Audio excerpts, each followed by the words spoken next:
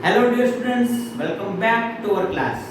Previously we discussed simple present tense and especially the structure of simple present tense, use of it and some tense indicator words. In this video lecture, we are going to learn about active voice and passive voice. But before we start our lecture, as usual, I have some wise words said by Sri Aurobindo. Let's see what did he say. He said that faith does not depend upon experience. It is something that is there before experience. અરોબિંદુ પોતાના વિચારની અંદર એવું કહેવા માંગે છે કે ભાઈ faith એટલે શ્રદ્ધા અથવા વિશ્વાસ. શ્રદ્ધા કે વિશ્વાસ એ ખરેખર તમારા અનુભવના આધારે નથી આવતો. તો શ્રદ્ધા તો ખરેખર એ છે કે જે તમને અનુભવ થાય તેની પહેલા તમારી અંદર હોય છે. આપણે કોઈ કાર્ય કરવા જઈએ, એની શરૂઆત કરીએ અને પછી એ કાર્ય સફળ થાય એટલે આપણે વિશ્વાસ બેસે, શ્રદ્ધા બેસી જાય કે ભાઈ આવું આવું કરવાથી આ કાર્ય સફળ થઈ શકે ખરું. પણ હકીકતમાં આપણે કાર્ય કરવા જઈએ ત્યારે આપણે અંદર પહેલેથી એક શ્રદ્ધા રહેલી હોય છે કે હું આમાં સફળ થઈશ. ઘણા લોકો ઇંગ્લિશ શીખવાની શરૂઆત કરે એટલે મનમાં નેગેટિવ થોટ્સ લાવે છે કે ભાઈ અંગ્રેજી બહુ અઘરું છે, આપણને ના આવડે, આટલું બધું કેમ યાદ રાખવું, અલગ અલગ કાર્ડની વાક્યરચના કેમ યાદ રાખવી. પણ ખરેખર તમારા મનમાં જ્યાં સુધી આવા નેગેટિવ થોટ્સ હશે, નકારાત્મક વિચારો હશે, ત્યાં સુધી તમે ઇંગ્લિશ શીખી જ નહીં શકો. તો ફર્સ્ટ ઓફ ઓલ તમારા માઇન્ડમાંથી, તમારા દિમાગમાંથી આ બધા જ વિચારને બહાર કાઢી નાખો, because English is very easy language. બહુ સરળ ભાષા છે. જો તમે એને સ્ટ્રક્ચર વાઇઝ સિમ્પલી વ્યવસ્થિત રીતે સમજો તો without any kind of burden, મનમાં બોજ લાવીને નહીં, બોજ વિના ફ્રી માઇન્ડથી શીખો તો આવો આપણે પણ આપણી અંદર એક શ્રદ્ધા લાવીએ કે મને પણ ચોક્કસ અંગ્રેજી આવડશે, હું પણ ઇંગ્લિશમાં બોલી શકીશ અને એ પણ કેવું ફ્લુઅન્ટ ઇંગ્લિશ. આવા શ્રદ્ધાના વિચાર સાથે, આવા એક પોઝિટિવ થોટ સાથે આપણે આપણા આજના આ લેક્ચરની શરૂઆત કરીએ. તમે પેલી કહેવત સાંભળેલી હશે કે ભાઈ અડગ મનના મુસાફિરને હિમાલય પણ નડતો નથી. આ જ કહેવતને મનમાં બનાવી રાખો. તમને હું ખાતરી આપું છું, તમને વિશ્વાસ આપું છું કે એક દિવસ ચોક્કસપણે તમે સફળ થશો. આજનો આપણો ટોપિક જે પણ છે તે active voice and passive voice.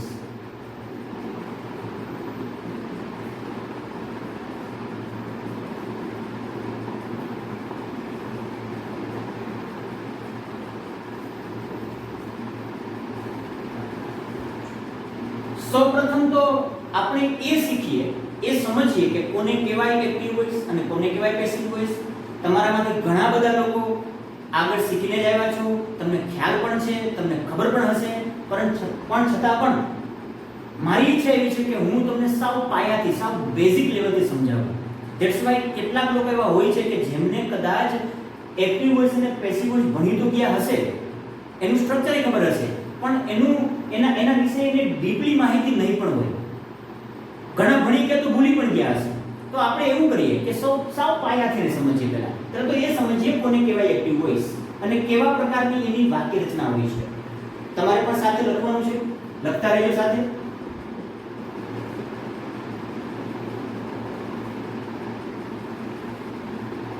અહીંયા લખું છું પેસિવ વોઇસ.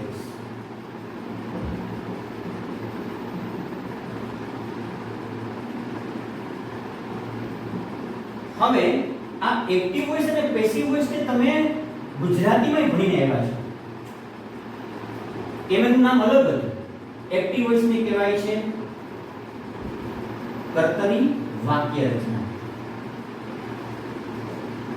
અને પેસિવ વોઇસ ને કહેવાય છે કર્મણી વાક્ય રચના.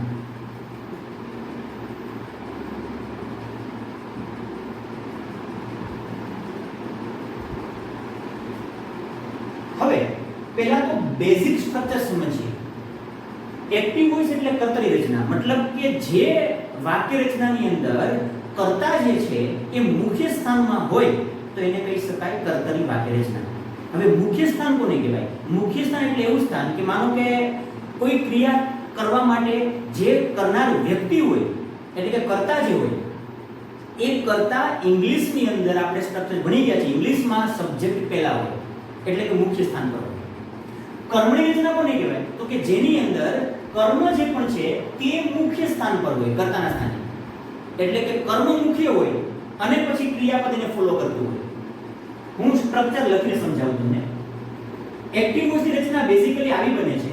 અહીંયા સબ્જેક્ટ પહેલા આવે, ત્યારબાદ વર્બ ફોલો કરે અને ત્યારબાદ ઓબ્જેક્ટ આવે.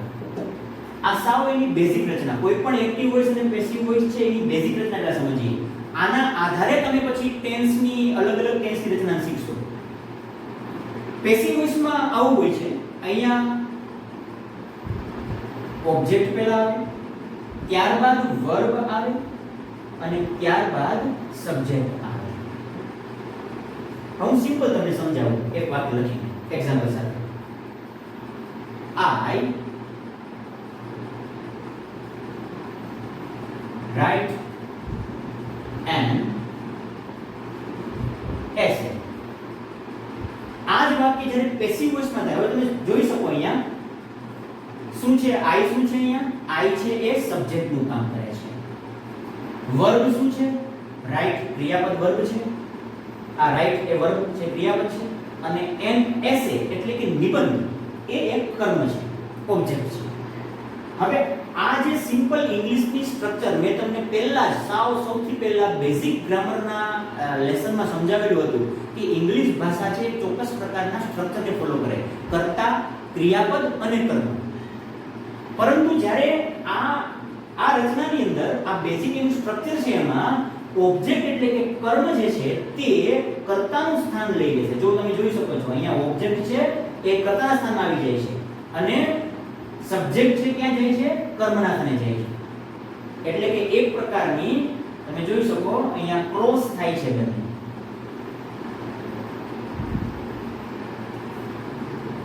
સમજી ગયા? આ બંને પોતાના સ્થાન ક્રોસ કરે, બદલે છે. આ સ્થાન બદલાય છે એટલે રચના કેવી બને છે? એક્ટિવ વોઇસ બને છે અને પેસિવ વોઇસ બને છે. હવે પેસિવ વોઇસમાં શું થાય? આ રચના આવી બનશે. An essay is written by me. હવે આ વાક્ય વાંચો. An essay is written by me. તમારા મગજમાં ચોક્કસ પ્રશ્ન થવો જોઈએ કે સાહેબ અહીંયા તો માત્ર ને માત્ર I write and essay ત્રણ જ વર્ડ છે. there are three words only in a sentence. But અહીંયા તો આ is આવી ગયું છે, write ને બદલે અહીંયા written થઈ ગયું છે, સાથે by આવી ગયું છે અને I તો છે જ નહીં ક્યાંય, અહીંયા તો me થઈ ગયું છે. આ શું છે? I ક્યાં આની અંદરથી? આવો પ્રશ્ન તમારા મગજમાં થવો જોઈએ. હવે તમને સમજાવું. આ જે બદલાવ થયો એ બદલાવ આવવાનું કારણ પેસિવ વોઇસ છે. તો શું બદલાવ થયો સમજાવો. જ્યારે આપણે સબ્જેક્ટને આગળ લાવીએ તો સબ્જેક્ટ તો આગળ આવે, સોરી માફ કરજો, ઓબ્જેક્ટને આગળ લાવીએ તો ઓબ્જેક્ટ તો સબ્જેક્ટના સ્થાન ઉપર, કર્તાના સ્થાન ઉપર આ કર્મ આગળ આવે, પણ એ એકલો આગળ નહીં આવી શકે. એ આગળ આવશે તો ત્રણ પ્રકારના મુખ્ય ચેન્જીસ થાય. કયા ત્રણ પ્રકારના ચેન્જીસ? પહેલી વસ્તુ એ એની સાથે એક હેલ્પિંગ વર્બને લાવશે અને હેલ્પિંગ વર્બની સાથે જે વર્બ હોય, આ જે મુખ્ય વર્બ છે, મેઇન વર્બ છે, એ મેઇન વર્બનું ફોર્મ ચેન્જ થાય. ધેટ મીન્સ અહીંયા એક કોઈ પણ રૂપમાં હોય, પણ જ્યારે પેસિવ વોઇસમાં જાય તો પેસિવ વોઇસનું એક સ્ટ્રક્ચર છે એ સ્ટ્રિક્ટલી ફોલો કરે. કોઈ પણ કાર્ડ, મારા શબ્દો યાદ રાખજો, કોઈ પણ કાર્ડનું પેસિવ વોઇસ બનાવો તો એ પેસિવ વોઇસની અંદર હંમેશા એનું વર્બ છે એ પાસ્ટ પાર્ટિસિપલ આવે. એટલે કે ગુજરાતીમાં તમે જેને ગુજરાતીમાં કહો છો ભૂત કૃદંત, અથવા આપણે એને V3 તરીકે પણ ઓળખીએ છીએ. ત્રીજા નંબરનું વર્ગ આપણે પેલું સમજાવ્યું તમને મેં કોષ્ટકમાં અહીં આગળ લેક્ચરમાં કે ભાઈ ચાર પ્રકારના પિલર છે. પહેલું બેઝ વર્બ, પછી પાસ્ટ ફોર્મ, પછી ભૂત કૃદંત એટલે કે પાસ્ટ પાર્ટિસિપલ અને છેલ્લું વર્તમાન કૃદંત એટલે કે પ્રેઝન્ટ પાર્ટિસિપલ. આને V3 તરીકે ઓળખીએ છીએ અથવા તો એને પાસ્ટ પાર્ટિસિપલ તરીકે પણ ઓળખી શકીએ. આ ભૂત કૃદંત આવે કેની અંદર? પેસિવ વાક્ય રચનાની અંદર. મારા શબ્દો હજી યાદ રાખજો, હું હજી કહું છું, કોઈ પણ કાળ હોય, સાદા વર્તમાન કાળથી લઈ અને પૂર્ણ ભૂતકાળ સુધીના કોઈ પણ કાળમાં જો તમે એનું પેસિવ વોઇસ બનાવો તો પેસિવ વોઇસ બનાવતી વખતે ક્રિયાપદનું રૂપ ભૂત કૃદંત જ વપરાય. જે પણ કાળનું પેસિવ બનાવશો ક્રિયાપદનું રૂપ પેસિવ વોઇસમાં કેવું બનશે? ભૂત કૃદંત. ત્યારબાદ શું ચેન્જ થાય? ચેન્જીસ એક નવો એ આવશે કે જો એમાં કર્તા આપેલો હોય તો સાથે કર્તા છે એ કર્મના સ્થાને જાય છે પણ સાથે પોતે બાય વાપરે છે અને પછી અંતમાં કર્તા છે કોના સ્થાન પર જાય છે? અહીંયા કર્તા છે એ અહીંયા કર્મના સ્થાને જાય છે. કર્મના સ્થાને જાય તો એને એ મુજબનું રૂપ ધારણ કરવું પડે. આ સિમ્પલ વસ્તુ છે, હું તમને સમજાવું. આપણી કાઠિયાવાડી ભાષામાં, દેશી ભાષામાં એક વાત કરવા સમજાવું તમને, સ્ટોરી કહું છું. કોઈ એક રાજ્ય હોય તો રાજ્યની અંદર કોણ મેન હોય? એનો રાજા. ઓબ્વિયસલી રાજા મુખ્ય હોય. હવે રાજા છે એ રાજાના સ્થાન ઉપર હોય તો શોભે, પણ જ્યારે રાજા છે એ વજીરના સ્થાને જાય એટલે કે જેવો દેશ એવો વેશ એને ધારણ કરવો પડે. એનું સ્થાન બદલાય. આ રાજા છે, આ કર્મ છે, એ વજીર છે. સમજી લેજો. જ્યારે વજીર છે બળવો કરીને રાજાનું સ્થાન પચાવી પાડે એટલે કે અહીંયા બળવો કરીને વજીર શું બને છે? રાજાનું સ્થાન લે છે, સિંહાસન ગ્રહણ કરે છે. પણ એ એકલો જાતે પોતે એવું કરી શકતો નથી, કારણ કે એની પાસે એટલી તાકાત નથી, સત્તા નથી. તો શું કરશે? એ દુશ્મન દેશની સહાયતા લેશે. એ દુશ્મન દેશનો રાજા હોય એને ઉશ્કેરે છે કે ભાઈ તું બળવો પોકાર, બળવો કર અને તારા રાજાને હરાવીને તું સિંહાસન ગ્રહણ કર. કારણ કે દુશ્મન દેશ એટલે પેસિવ વોઇસ સમજી લઈએ આપણે. આ સ્ટોરી તમને સમજવા માટે તમને ઈઝી પડશે સમજવા. પેસિવ વોઇસ એવું કીધું ઓબ્જેક્ટને કે તું મુખ્ય સ્થાન પર આવ અને વાક્ય તારું બનાવ. એટલે ઓબ્જેક્ટ એટલે કે પ્રધાન છે એ મુખ્ય સ્થાન પર આવે પણ જાતે એકલો એમનેમ આવી શકે એમ સત્તા નથી એની પાસે. તો દુશ્મન દેશ છે એ એને સહાયતા કરવા માટે હેલ્પિંગ વર્બ મોકલે છે, એટલે કે સહાયતા કરવા સૈનિકો મોકલે. એટલે હેલ્પિંગ વર્બ યુઝ કરવો પડશે. પછી એ આની શરત હોય છે કે તું જ્યારે સિંહાસન પર બેસ અને તું રાજા બન તો તારે રાજચિહ્ન જે વાપરવાનું એ મારું જ વાપરવાનું. અને પેસિવ વોઇસ એનું રાજચિહ્ન શું છે? એનું રાજચિહ્ન એટલે કે પાસ્ટ પાર્ટિસિપલ, એટલે કે ભૂત કૃદંત. આ પેસિવ વોઇસનું રાષ્ટ્ર કે આપણે રાષ્ટ્રચિહ્ન જેને કહેવાય એનું મેન છે, ચિહ્ન છે.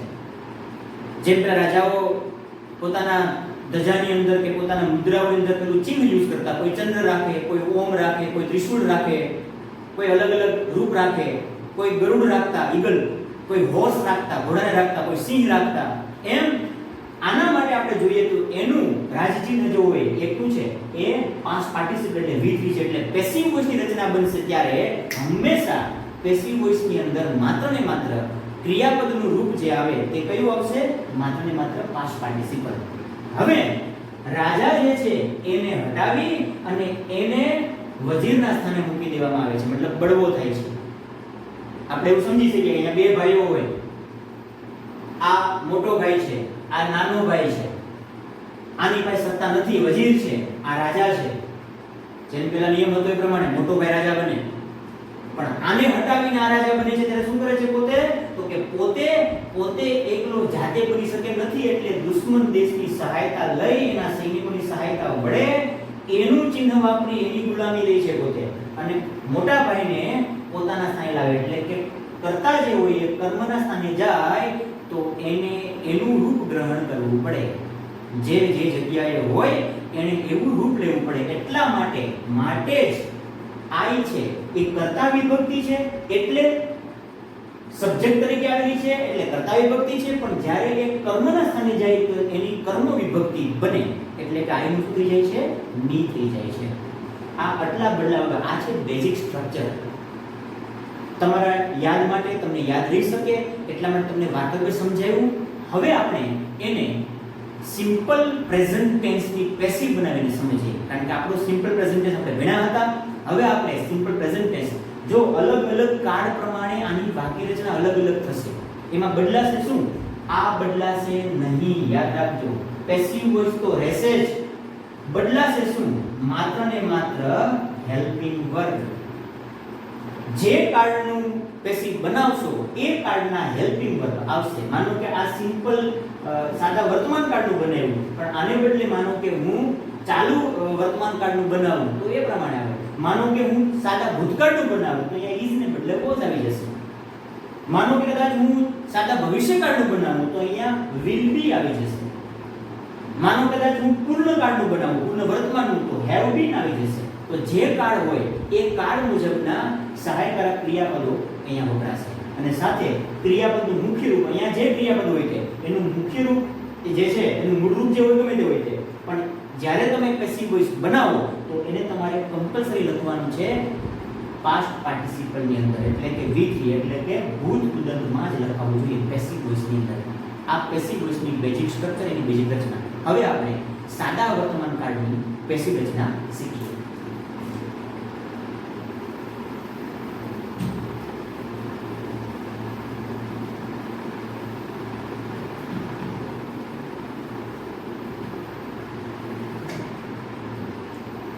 ઉપર હું હેડિંગ આપું છું,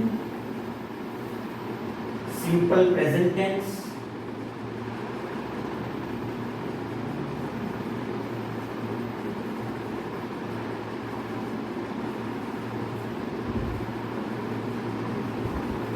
સિમ્પલ પ્રેઝન્ટ ટેન્સ ની અંદર એનું એક્ટિવ વોઇસ,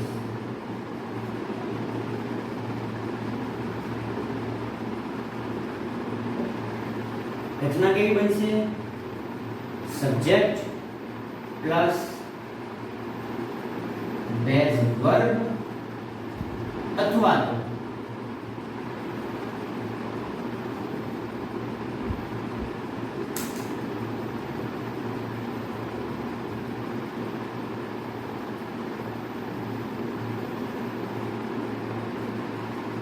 બેઝ વર્બની સાથે s અથવા es લાગેલો હોય, પ્લસ ઓબ્જેક્ટ પ્લસ અધર વર્બ્સ. હું સિમ્પલ વાક્ય લખીને સમજાવું છું. આપણે જે વાક્યો લખેલા હતા આગળ તે I play cricket daily. See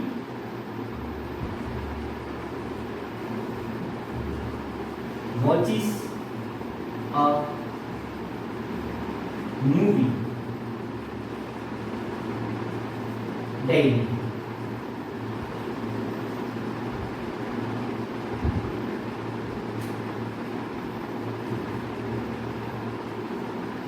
He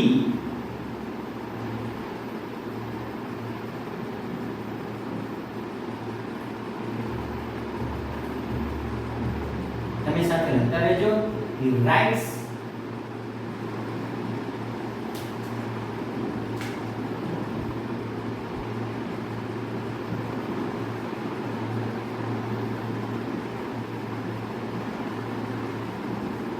regularly. હવે આની પેસિવ રચના જોઈએ.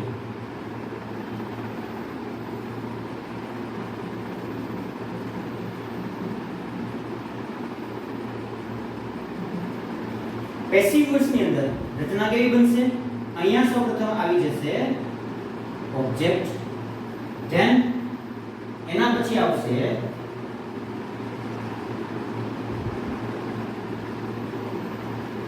Helping verb, then past participle,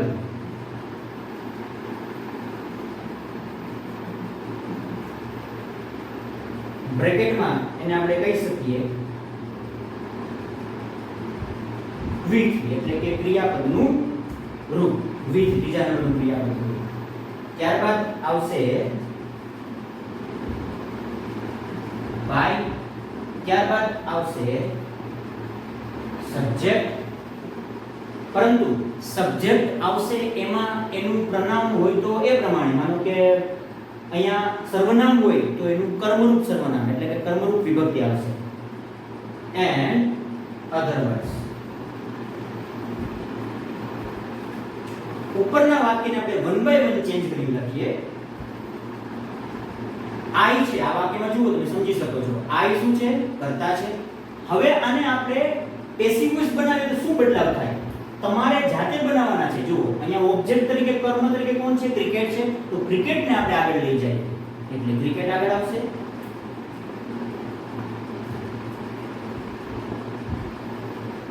cricket. પછી હેલ્પિંગ વર્બ શું યુઝ થશે? હવે સિમ્પલ પ્રેઝન્ટ ટેન્સ છે તો સાદા વર્તમાન કાળની અંદર હેલ્પિંગ વર્બ તરીકે હું અહીંયા લખી નાખું છું ઉપર. હેલ્પિંગ વર્બ એના વપરાય છે am યા તો is યા તો are. am, is અને are આ ત્રણમાંથી કોઈ એક ટુપીના રૂપ જે છે એમાંનું કોઈ એક હેલ્પિંગ વર્બ સિમ્પલ પ્રેઝન્ટ ટેન્સની પેસિવ વોઇસમાં આવી શકે. હવે એ નક્કી એ કરવાનું છે કે કયા પ્રકારનું રૂપ વપરાશે. તો એ મોટાભાગના સ્ટુડન્ટ શું કરે? ભૂલ કરે છે કે એવું સમજે કે અહીંયા I સાથે શું આવવું જોઈએ? તો કે am આવવું જોઈએ. નહીં, તમે પેસિવ વોઇસ બનાવો છો. પેસિવ વોઇસમાં આગળ ઓબ્જેક્ટ છે એટલે કે ક્રિકેટ છે. તો ક્રિકેટ છે કયા પુરુષમાં આવે અને કયા વચનમાં આવે? ક્રિકેટ એ નામ છે, એક ગેમનું નામ છે. તો એ ત્રીજા પુરુષમાં જે પણ કોઈ નામ હોય, એક વચન નામ હોય તો કેમ આવશે?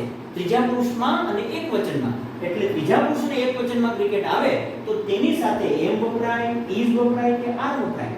ઓબ્વિયસલી તમારો જવાબ હશે જ એની સાથે is વપરાય. એટલે આપણે લખીએ ક્રિકેટ is. પછી પાસ્ટ પાર્ટિસિપલ પણ કોનું? વર્બનું. અહીંયા તો બેઝ વર્બ છે. બેઝ વર્બ મતલબ પ્લે ક્રિયાપદ લખ્યું છે, મૂળ ક્રિયાપદ. તો એનું પાસ્ટ પાર્ટિસિપલ શું થાય? પ્લે નું થાય છે પ્લેડ. પાછળ શું લાગે છે? ed પ્રત્યય લાગે છે. Cricket is played. પછી મૂકવાનું સાથે બાય. કર્તાની કેવી વિભક્તિ મૂકવાની અંતમાં? કર્તાની કર્મ વિભક્તિ. કારણ કે આ કર્તા છે એ કર્મના સ્થાને જાય છે એટલે એની કર્મ વિભક્તિ આવશે. તો I ને બદલે શું બનશે? કર્મ વિભક્તિ me. જો મેં તમને બેઝિક ગ્રામરના લેક્ચરની અંદર પ્રનામનો કોઠો કરાવેલો છે જ. તમે 3rd નંબરનો જે યુનિટ આપણો છે, 3rd નંબરનો જે બેઝિક ગ્રામરનો વિડિયો છે તમે જોશો તો તમને ખબર પડશે કે મેં પ્રનામનો આખો કોઠો સમજાવેલો છે. એમાં તમને મળશે. એટલે તમારે એ કોઠો પાકો કરવાનો છે. જો પાકો થયેલો હોય તો તમને યાદ જ હશે. પણ જો તમને કોઠો પાકો નથી થયેલો તો યાદ રાખજો તમારે પાકું કરવું પડશે. કારણ કે કર્તારૂપ વિભક્તિ અને કર્મરૂપ વિભક્તિ જેવું કર્તારૂપ સર્વનામ હોય તેનું તેવું જ કર્મરૂપ સર્વનામ તમારે પાછળ મૂકવાનું થાય છે. Cricket is played by me. અંતે શબ્દ રહેલો ડેઈલી એને આપણે જેમનું તેમ મૂકી દઈએ. ચલો બીજું વાક્ય. સી વોચિસ અ મૂવી ડેઈલી. કોણ આગળ છે? કર્મ કોણ છે અહીંયા? Movie. A movie is watched by. C ની કર્મરૂપ વિભક્તિ બનશે watched by her daily. અને હવે ત્રીજું વાક્ય. he writes poems regularly. લખે છે કોણ? he. કરતા છે he. રાઇટ્સ ક્રિયાપદ છે. મેટલ માં જો બેઝ વર્બ સાથે કેટલીક વખત એસ અથવા એસ પ્રત્યય પણ લાગેલા હોઈ શકે. પેસિવ બનાવીએ. હવે આની અંદર કર્મ શું છે? શું લખે છે તે? તે લખે છે પોએમ્સ ને. તમને કર્મ ખબર કેવી રીતે પડે? તમે કોઈ વાક્યમાં શું કઈ ક્રિયા થાય છે, ક્રિયા કોની ઉપર થાય છે, એ જેની પર ક્રિયા બનતી હોય એને કર્મ તરીકે સમજવું. એટલે કે વોટ થી પ્રશ્ન પૂછો આમાં શું લખાય છે? વોટ શું લખાય છે? પોએમ્સ લખાય છે. પોએમ્સ શું બને? કર્મ બને. કોણ લખે છે? કોણ થી એટલે હું થી પ્રશ્ન પૂછશો તો તમને કર્તા મળશે. પેસિવ વોઇસ બનાવતી વખતે તમારે કર્મને ઓળખવું જરૂરી છે. જો તમે કર્મને ઓળખી શકશો તો જ તમે પેસિવ વોઇસ બનાવી શકશો. અને કર્મને ઓળખવા માટે હંમેશા એ વાક્યને વોટ થી પ્રશ્ન પૂછવો. વોટ એટલે શું? શું રમાય છે, શું જોવાય છે અને શું લખાય છે. તમને ત્રણે ત્રણના કર્મ મળી ગયા. શું રમાય છે? ક્રિકેટ રમાય છે. શું જોવાય છે? મૂવી જોવાય છે. અને શું લખાય છે? પોએમ્સ લખાય છે. કોણ એટલે કે વોથી પ્રશ્ન પૂછશો તો તમને મળશે કર્તા. કર્તા માટે વોથી અને કર્મ માટે તમારે વોટથી પ્રશ્ન પૂછવો પડે કોઈ પણ વાક્ય. ચલો આની અંદર કોણ રમે છે? આઈ. કોણ જુએ છે? સી. કોણ લખે છે? હી. ઓકે, તો આપણા માટે કર્મ શું બને છે અહીંયા? પોએમ્સ. પોએમ્સ ને આગળ લઈએ. જો પોયમ નથી, પોએમ્સ છે, બહુવચન છે, અને બહુવચન હોય તો બહુવચન નામ છે તો એની સાથે એમ વપરાય, ઇઝ વપરાય કે આર વપરાશે? બોલો. ઓબ્વિયસલી શું વપરાશે? આર. Poems are write. જે ક્રિયાપદ છે અહીંયા રાઇટ્સ નથી, સમજો. મૂળ રૂપેનું રાઇટ થાય, પાછળ એસ લાગ્યો છે એટલે રાઇટ્સ થયું છે, પણ હકીકતમાં શું છે? માત્ર એકલું રાઇટ. તો રાઇટ નું ભૂતપૂર્વ બનશે રિટન. રિટન બાય હી ની કર્મરૂપ વિભક્તિ બનશે બાય હિમ રેગ્યુલરલી. અહીંયા આપણું આ વાક્ય બની ગયું. આઈ હોપ તમને સમજણ પડી હશે. હજી હું એકવાર સમજાવું છું. એક્ટિવ વોઇસ અને પેસિવ વોઇસ કરતી વખતે તમારે ધ્યાન એક જ રાખવાનું છે કે તમે કર્મને સરખી રીતે ઓળખી શકો અને કર્તાને સરખી રીતે ઓળખી શકો. જો દરેક વાક્યની અંદર તમને કર્મની સાથે જ બીજા કેટલાક શબ્દો આપેલા હશે એવું બની શકે, પણ ક્યાંક એવું બનશે કે તમને કર્મ બોલવું પડશે અંદરથી. આવા સિમ્પલ વાક્યો ન પણ હોય, ટફ વાક્ય હોઈ શકે, તો તમારે એક કરતા વધારે કર્મ પણ હોઈ શકે છે, બની શકે. તો તમારે જે તે એક કર્મને પકડવું પડે, એને આગળ લાવવું પડે, અને કર્મને આગળ લાવી અને પછી તમારે ક્રિયાપદનું રૂપ ચેન્જ કરી અને પેસિવ વોઇસ બનાવવાનું. બધા પેસિવ વોઇસમાં બાય આવવું પણ જરૂરી નથી. ધોરણ 12 ની અંદર એક ફંક્શન આવે છે, ડુઅર નોટ ઇમ્પોર્ટન્ટ, મતલબ કે ક્રિયા કરનાર વ્યક્તિ મહત્વનો નથી. તો કેટલાક વાક્ય એવાય બનશે કે જેની અંદર કર્તા જે આપેલો હોય એ પાછળ આપેલો નથી હોતો. ધેટ મીન્સ કે કર્તા ક્રિયા કરનાર કોણ છે એ બતાવ્યું ન હોય, પણ છતાં પણ ક્રિયા બનતી હોય. તો તમારે એ યાદ રાખવું પડશે કે દરેક વાક્યમાં બાય આપેલું નહીં હોય, દરેક વાક્યમાં કર્તાની કર્મ વિભક્તિ આપેલી નહીં હોય. ત્યારે તમે એને કેવી રીતે ઓળખી શકો? એના ઓળખવા માટેના કેટલાક નિયમો પણ છે. પહેલા હું તમને સમજાવું એક્ઝામ્પલ બીજા, અને પછી તમને નિયમ લખાવીશ. આપણે આ વિડિયોની અંદર અહીંયા સુધી રાખીએ, કારણ કે વિડિયો બહુ લાંબો થશે તો તમને મજા નહીં આવે, તમારા માટે થોડું મોનરસ બનશે. પણ આના પછીના વિડિયોમાં, હવે પછીના વિડિયોમાં આપણે સાથે સાથે પેસિવ વોઇસના એક્ઝામ્પલ લખી અને પેસિવ વોઇસને ઓળખવાના 3 નિયમ છે એ 3 નિયમ પણ લખાવીશ, અને 3 નિયમ તમને સમજાવીશ પણ ખરા કે તમે કેવી રીતે કોઈ એક વાક્યની અંદરથી પેસિવ વોઇસનું વાક્ય છે કે એક્ટિવ વોઇસનું વાક્ય છે એને ઓળખી શકો. આ વિડિયોમાં આપણે એટલે સુધી રાખીએ. આવજો. જય શ્રી કૃષ્ણ.